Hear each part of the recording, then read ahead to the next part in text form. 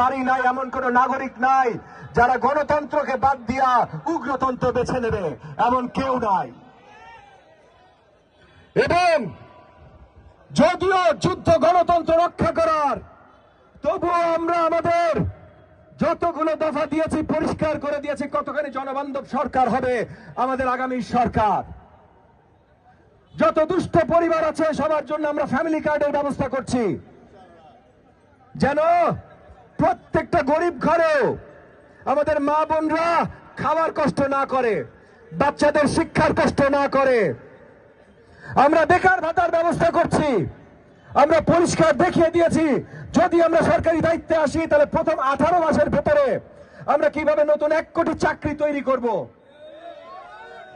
আমরা কিভাবে গ্যাস, পানি, বিদ্যুৎ সমস্যা এই সবগুলো সমাধান করব। আমি প্রত্যেকটা ঘরে ঘরে যখন যাচ্ছি পরিষ্কার করছি অত্র এলাকার সন্ত্রাস সমস্যা আমরা কিভাবে দমন করব।